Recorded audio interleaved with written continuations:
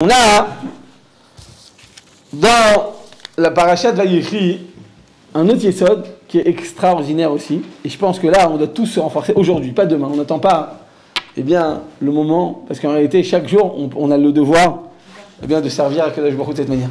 Qu'est-ce qui se passe à Rabotai dans la paracha de Vayechi? Dans la paracha de Vayechi, Yaakov va mourir. D'ailleurs, quand Sarah va mourir, comment elle s'appelle sa paracha? Chaye, Sarah. Parce que pourquoi? La vie d'un tzaddik, elle commence vraiment après la mort. C'est-à-dire que un tzaddik, toute sa vie, il a vécu sur terre, mais il était limité par les contingences matérielles. Une fois qu'il va mourir, eh bien, il est plus limité. Tout le bien qu'il faisait, il va prendre de très grandes proportions. Une personne qui toute sa vie était attirée vers la matérialité, et cette personne-là, qu'est-ce qui se passe? Eh bien, toute sa vie, c'était son corps, son plaisir, sa jouissance. Il va arriver à un certain âge maintenant. Vous savez, il y a des vieux comme ça, je sais pas, par exemple, un homme, toute sa vie, c'était manger des steaks, toute sa vie, c'était ça. Il va arriver, je sais pas, à un certain âge, il a un dentier, il arrive à manger son steak. Il devient fou ou pas? C'était toute sa vie, il était attiré par ça. Donc, cette personne, à un moment donné, après, il y a des gens, malheureusement, ils perdent la tête. Vous avez vu des vieux comme ça, des personnes âgées, ils deviennent gaga. Pourquoi ils deviennent gaga? Pourquoi ils deviennent impotents, les gens, ils perdent la tête? Pourquoi? Parce que toute leur vie, ils étaient attirés vers les jouissances physiques et corporelles. À un moment, leur corps, il ne suit plus. Donc il dit, ils ont vécu pour rien toute leur vie. Donc ils perdent la tête. C'est très simple. Mais un tzaddik, toute sa vie, était attiré vers quoi? Vers toi, vers Doucha, vers Avodat Hashem, vers travailler des midot, vers le prochain. Non, moi quand j'ai 20 ans, j'ai envie d'aller au Beth Midrash la journée, mais je suis brûlant, j'ai ou pas? Quand on est jeune comme ça, on a envie de faire des trucs, on a une force. Alors cette force, elle ne nous permet pas toujours d'être au Beth Midrash. Maintenant, tu arrives à un certain âge, il y a des personnes qui m'ont dit, à partir de 70 ans, je sais pas, 60 ans, ils dorment que 4 heures par nuit. Vous savez ça? J'ai plus besoin de dormir, je sais pas, je me suis même pas tiré vers ça. Il y a des gens qui, à un certain âge, ils perdent un peu l'appétit. Alors cette personne-là, jusqu'à présent, il fallait qu'elle dorme 8 heures, qu'elle mange 1 heure, qu'elle se repose. Maintenant, elle arrive à un certain âge, elle n'a plus besoin de tout ça. Donc au lieu d'investir 10 heures dans la matérialité, elle va investir que 4 ou 5 heures. Toute la journée, elle va être maintenant libre pour sa Avodat Hashem. C'est pour ça qu'un tzaddik, en vieillissant, il devient Da'ata Mishtabachat Alav. Sa tête, son investissement et sa production spirituelle et rationnelle, elle va être beaucoup plus fructueuse à partir d'un certain âge. Pourquoi? Parce que son corps va être beaucoup moins attiré vers la matérialité. Et inversement, Amaharet, une personne qui est loin, un ignorant en Torah, en prenant de l'âge, lui, Chadoshem perd de sa tête. Pourquoi il perd sa tête? Parce que cet homme-là, il n'a plus rien, il n'a plus aucun plaisir, parce que toute sa vie, c'était que des plaisirs et de la jouissance. Et voilà, Rabotai, que chez Yaakov et chez Sarah, le jour de leur mort, la paracha, ça va être appelé Vayechi Yaakov, donc c'est le moment où il va mourir, ou bien Chaye Sarah, le moment où il va mourir. Et voilà que quoi? Que Chazal nous dise que quand Yaakov Avinu, il aurait dû vivre, Avraham, Yitzhak, Yaakov, ils auraient dû vivre le même nombre d'années. La Gemara nous dit qu'en général, un homme vit comme son père. Si son père a vécu 95 ans, toi tu vivrais normalement 95 ans. Avraham, Yitzhak et Yaakov, ils devaient vivre chacun 180 ans. Avraham, finalement, il est mort à 175 ans parce que Dieu, il a préféré lui enlever ses 5 ans pour pas qu'il voie Esav qu'il fasse Avodah Zarah. Et il y a Yitzhak, il était parfait, Olat Mima, donc lui, il a vécu 180 ans. Et Yaakov, lui, il doit vivre 180 ans. Il vit finalement 147 ans. On lui a enlevé 33 ans de sa vie. 33 ans, on dit pourquoi? À Yaakov, nous, on va lui ôter 33 ans de sa vie. Alors que Yaakov, dans le top 50 des patriarches, c'est le plus élevé de tous. D'accord? Voilà que Yaakov va lui ôter 33 ans de sa vie. Pourquoi?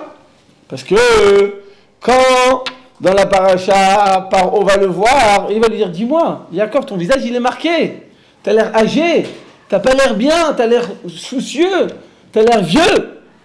Zikna kafza alav. Il dit, dis-moi, qu'est-ce qui se passe? Quel âge as-tu? Il dit, j'ai que 137 ans. Ah. À l'époque, 137 ans, c'était pas beaucoup. C'est comme si tu dis, j'ai 60 ans. Donc là, t'as jusqu'à 120 ans, donc t'as le temps. Quoi. Il dit, j'ai 137 ans. Mais il a dit quoi? Il dit, mais ad veraim, ayushnotai. Mes années dans lesquelles j'ai vécu sur terre, elles étaient courtes, elles étaient mauvaises. J'ai trop souffert. Yaakov Avinu, il vient, il se plaint. Kadosh Baruch Hu lui dit, attends, je comprends pas, Yaakov. Tu dis, miad veraim ayushnotai, tu as vécu peu d'années, et tes années, elles sont remplies de souffrance. Mais dis-moi, Yaakov, tu as oublié ce qui s'est passé. Et Esav, il voulait te tuer, je t'ai sauvé d'Esav. Laban, ton beau-père, il voulait, les Ramoth, il voulait te tromper, je t'ai sauvé de sa tromperie. On a pris ta fille, Dina, je l'ai retirée de ses Shrem. On a pris Yosef, ton fils, non seulement je te l'ai ramené, mais en plus je te l'ai rendu roi. On a pris tes enfants, ils sont tous autour de toi. Yaakov, mitato shlema, le mital, le lit de Yaakov, il est parfait. C'est quoi il est parfait? C'est-à-dire qu'il n'y a aucune imperfection, il n'y a aucun défaut. Tous ces enfants sont tzadikim, tu te rends compte le nahat que tu as? Tous tes enfants, petits-enfants, arrière-petits-enfants, c'est tous des tzadikim morim. Ils te donnent un nahat. Toi, Yaakov, tu oses te plaindre, tu oses dire, Be'ad Verahim, eh bien, chayecha, maintenant je vais te ôter, je vais te retirer, je vais te punir des années de ta vie. Combien on lui retire d'années à Botaï? On lui retire 33 années. Or, quand on compte le moment où il a commencé à se plaindre, Be'ad Verahim, mes années étaient trop courtes, j'ai trop souffert, eh bien, quand on se retire, on n'arrive pas à 33, on arrive à 25. 25 mois. Alors on dit, mais attends, on t'a enlevé 33 années. On dit, c'est pourquoi? Parce qu'on a aussi comptabilisé les mots de la question de Paro. Quand il a dit, quel âge as-tu, Yaakov? Yaakov, il a répondu, voilà, j'ai peu d'années et j'ai beaucoup souffert. On va maintenant retirer de la vie de Yaakov, pas seulement les mots dans lesquels il s'est plaint, d'accord? Mais aussi les mots dans lesquels on va lui poser la question, quel âge as-tu? Attends, je ne suis pas responsable que lui, il m'a demandé quel âge j'ai. Pourquoi tu vas m'enlever maintenant des années de ma vie? Pourquoi tu vas maintenant me punir pour ça? J'ai rien fait de mal. Je ne mérite pas de retirer, d'accord, j'ai mal agi, je me suis plaint, on n'a pas le droit de te plaindre. Quand un Kadosh Baruch Hu te fait des nissim, tu ne te rends pas compte, on ne se rend même pas compte des nissim qu'Hachem nous fait, on ne se rend pas compte. Et on se plaint, bon, alors c'est pas bien. Alors on doit payer, baisser là. Mais maintenant, je ne suis pas responsable que mon voisin il me dit, dis-moi, qu'est-ce que t'as pas l'air bien aujourd'hui. C'est pas de ma faute, bah, qui se mêle de ses pieds, qu'est-ce que tu veux de moi? Pourquoi je vais être payé pour la question, et on va comptabiliser dans les années de ma punition, on va aussi comptabiliser la question de Paro. C'est clair, Botaï, la Sheila, elle est mouvenette. Alors, Chazal nous dit comme ça. Chazal nous dit, écoutez bien, Botaï, ce principe, c'est très important. Tu sais quoi? Paro, il t'a posé la question. Quel âge as-tu? Mais pourquoi il t'a posé cette question? Parce que t'avais pas l'air bien. Parce qu'en réalité, c'est toi qui as suscité la question. C'est toi qui fais ta tête de Tchabeb, comme on dit en ivrite, de Tisha B'Av. C'est toi qui fais cette tête comme ça, t'as pas l'air bien, je suis pas très bien, tu comprends? Alors effectivement, si par un machat, si une fois t'es pas bien, t'es pas bien, t'es un être humain, t'as le droit d'avoir un sentiment, t'es pas tout le temps avoir un sourire comme ça, tiré au 4. D'accord. Mais si maintenant toute ta vie tu vis comme ça, et tu fais un peu la mskena, voilà, tu comprends, c'est pas évident pour moi. Ben, pourquoi tu fais cette tête? Eh bien, Chazal nous dit, qu'est-ce qu'il a fait, Yaakov Avinu? C'est lui qui a éveillé la question, qui a éveillé le questionnement, c'est lui qui a suscité la question. Eh bien, Yaakov, non seulement je vais te punir pour la plainte que tu as évoquée, que tu as prononcée, mais je vais aussi te punir pour la question qui t'a été posée. Tu n'aurais pas dû susciter cette question. Tu aurais dû, normalement, eh bien, faire en sorte, tu vas rencontrer un roi. Prépare-toi, sois joyeux, sois content, fais quelque chose. Je t'ai pas dit, tu peux peut-être tout le temps de Bessimcha, tu peux pas. Tu as le droit d'avoir une personne, un rab, une rabbinite, une amie à toi, quelqu'un de Chacham, tes parents, lui parler, ça va pas très bien. D'accord. Mais si toute ta vie t'es comme ça, tu vas voir un roi, tu fais une tête de Tisha B'Av, il y a un problème. Ta guicha, ton approche de la vie, elle n'est pas bonne. C'est pour ça qu'on va ôter de la vie de Yaakov non seulement les mots qu'il a émis sur sa plainte, mais c'est aussi la question qu'il a éveillée, le comportement qui suscitait justement cette plainte. C'est pour ça, Botaï, qu'en réalité, eh bien, Yaakov il est mort à 147 ans. Et Chazal nous dit que David Améler, dans le Téhilim, il a écrit 150 Téhilim, mais en réalité, il y en a 3 qui ont été écrits par ses enfants. C'est-à-dire qu'en réalité, en tout, combien il en a écrit David Améler de Téhilim? 147, comme la vie de Yaakov Avinu. Et Chazal nous dit que, eh bien, c'est par ce mérite-là, comme David Améler, il a écrit 147 Téhilim par rapport à la vie de Yaakov Avinu, qui est le plus grand de nos patriarches. Chaque jour, il dit, je vais te donner ton salaire. C'est quoi ton salaire? C'est que tu vas voir de ta vie, tu vas voir la royauté de Shlomo Améler. Avant de mourir, David Améler, il a vu que Shlomo Améler a été élu roi, il a été oint, et c'est devenu le plus grand roi. Il écrit Vayeshev, Shlomo al-Kiseh Hashem. Shlomo Améler était assis sur le trône de qui? Sur le trône de Dieu. Tu te rends compte quel niveau il a atteint, Shlomo Améler? Alors il y a David Améler, il va voir ça. Il va mourir, mais il va mourir serein. Avec du nachat, tu vois ton enfant qui arrive ainsi au niveau dans sa Avodat Hashem, sa doucha, il n'a pas fauté. Il est resté tzaddik avec tout l'argent qu'il avait, avec toute la puissance, avec toute la gava qu'il a pu avoir. Il est resté tzaddik au Avodat Hashem. Quel nachat ça t'a fait? Alors à ce moment-là, tu vas pouvoir bien profiter de cette jouissance. Ça, c'est la vraie récompense qu'on a donnée à David Améla. Yaakov Avinu à son niveau, va dire qu'une plainte, elle était mal placée. Tu n'avais pas le droit de te plaindre, ça raccorde, regarde. Tu aurais dû avoir une vie de rien, tu te rends compte? Il s'est sauvé la bataille de son frère pour pas être tué. Il a été poursuivi par Eliphaz, son neveu. Il a attrapé, il dit que mon père m'a dit de te tuer. Il dit, attends, écoute, il y a écrit Ani Chashouf Kemet. Dénude-moi et je suis comme un mort. C'est comme c'est Nahan. Il dit, écoute, d'un côté, mon père m'a dit de te tuer. D'un autre côté, je sais que tu es un tzaddik. Eh ben, tu sais quoi? Qu'est-ce que je dois faire? Je dois faire comme Mizat Koulourim. Tu te rends compte, il y a des gens qui utilisent la Torah pour tuer des gens. Ben, c'est ce qu'ils font les Arabes d'ailleurs. Ils utilisent leur Coran pour tuer les gens. Ils disent au nom de Dieu, Allah Akbar. Oui ou non? Alors, Eliphaz, il a dépouillé. Il a comme nous de tout. Il a quand même été tout nu, tu te rends compte? Il se sauve de. Mais qu'est-ce que je fais maintenant? J'ai plus aucun habit. Tu te rends compte? Il est obligé de rentrer dans l'eau. Qu'est-ce que tu fais? Bah, tu rentres dans l'eau. Il y a un fleuve, bah, j'attends. Il attendait tranquillement. Bah oui. Tout d'un coup, il y a un cavalier qui vient. Il va se laver. Donc à l'époque, c'est comme ça qu'on s'est rentré dans le ruisseau. Il y a un fort courant qui le prend et le tue. Il le voit mourir devant lui.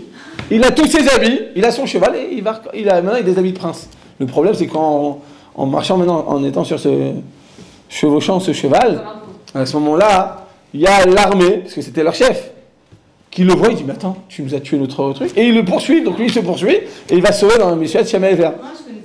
Ben, oh franchement. Bon bref, toute sa vie c'était ça, Jacob, que des galères. Attends, j'ai pas d'habit, je me fais menacer de mort par mon neveu. Il arrive, et jamais vert, il dort pas. Tu te rends compte la galère que c'est? Tu dors pas pendant, tu te rends compte ou pas? 14 ans, t'as pas vu, c'est quoi dormir? Tu n'as pas goûté au sommeil. Donc s'il dormait pas, mais si, on a dit, il dormait comme un cheval. S'il dormait pas, laissez savoir combien de temps il mangeait. Si pour dormir, il faisait 60 expirations, inspirations, en mangeant combien de temps ça prenait? Je sais pas, 2 minutes, 3 minutes. Tu te rends compte, toute la journée, 23 heures. Et je sais pas, 50 minutes dans la journée, il étudie la Torah. Tu te rends compte ce que c'est? Ou il mit à la Torah. Il a souffert pour la Torah. C'est devenu qui c'est devenu justement? Au bout de 14 ans de mission de Nefesh, c'est pour ça c'est plus. Pourquoi c'était lui qui est l'élu de tous? Pourquoi c'est Yaakov Avinu? C'est pas Abraham Yitzhak. Ça a dû être ses élèves normalement. Parce que lui, il a la Torah. Les autres n'ont pas. Ils n'ont pas la Torah. Bien sûr qu'ils ont. Mais nous, on va s'arrêter à Torah, sur la Torah. Toute sa vie, c'était la Torah de chat. Je dors pas, je mange pas. J'étudie toute ma vie pour la Torah, c'est tout. Donc lui, il est devenu le plus grand des patriarches. Après ça, il arrive chez Lavan. Lavan, il a envie de le tuer. Pendant 20 ans, il le poursuit. Après, quand il va prendre ses filles, il n'arrêtait pas de c'était un embrouilleur, c'était un voleur, c'était un trompeur. Il n'arrêtait pas de lui changer sa récompense. Il se sauve de son beau-père. Il lui poursuit pour le tuer. Il est parti pour le tuer. Chazal nous dit, on t'en compte, ton beau-père, il vient te tuer. T'en compte, la c'est dire quoi?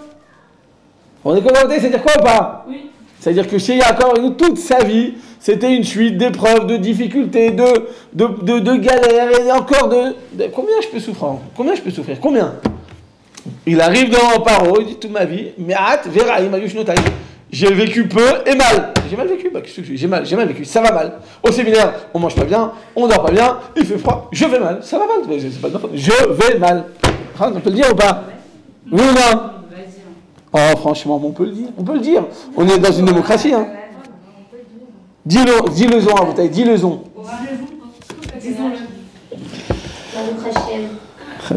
Donc on dit à bouteille, en réalité, Yaakov Avinu à son niveau, c'était une BMW à 220 à l'heure. Il n'avait pas le droit à ce moment-là de dire des choses comme ça. Tu as vécu toute ta vie avec des épreuves, des difficultés, des souffrances, et Dieu à chaque fois il t'a sauvé. Eh bien remercie Akadosh Baruch Hu, au lieu de te plaindre. Après tu peux dire, Baruch Hashem ça va. J'ai eu des petits trucs, mais j'ai eu des gros trucs, mais je m'en suis sorti. N'oublie pas de ramener les choix. Dis les galères que t'as. Ça va mal, on mange pas très bien, les trucs. Mais Baruch Hashem, tu dis la Torah, Bechesed Hashem, on est en Israël, Bechesed Hashem, Akadosh Baruch Hu là. C'est-à-dire, Todé la Akadosh Baruch Hu al-Mashiach. T'as le droit de te plaindre sur ce qui va pas. Mais d'un autre côté, non, c'est très souvent comme ça. Pourquoi les choses elles sortent du contexte? Parce que tu dis que le mal. En disant que le mal, tu vas voir que le mal. Est-ce que tu as changé un truc pour parents? Non, mais attends, est-ce que tu te rends compte? Tes parents, ils font 4000 km, ils ont payé, je sais pas combien, ils en peuvent plus le truc. Tu leur dis ça va pas le truc. Maintenant, toute la nuit, ils vont dire ma fille, elle va mal, il va mal. En fait, ça allait pas bien 5 minutes, toi, parce que l'autre, elle a jeté tes chaussettes, t'as pris la tête, et ton directeur, il t'étouffe, il t'étrangle. Un quart d'heure, une demi-heure, ça va mal. Tu vas laisser maintenant la chassera à tes parents pendant une semaine. Ma fille, elle est pas bien, ma fille, tu te rends compte le sûr que tu fais? Tu te rends compte ou pas? Tes parents, maintenant, tu vas leur mettre la rama. Comment on dit la rama, il dit? Comment on dit la rama, il dit? Hein? La rama. Ah, tu vas leur mettre la chasra. Pendant une semaine, hein, tu vas faire, en plus de leur faire du mal, tu fais Misat Kiboudorim, et bien un truc, et bien ils vont se faire du mal. Et bien, bon, c'est un bouteille. Tu as le droit de t'exprimer, tu as le droit de dire ça va mal. Jacob, il avait le droit de dire ce qu'il voulait, mais Dieu aussi ce qui va. Ah, chez Jacob et nous, ça n'allait pas. Ça, c'était une erreur fatale. C'était pas pardonnable. Bon, mais c'est énorme, hein, parce que ça va. Nous, je pense pas que ça aurait été un péché d'avoir dit ce qu'il a dit à Jacob. Là, c'est au niveau, oui. C'est clair, bouteille ou pas?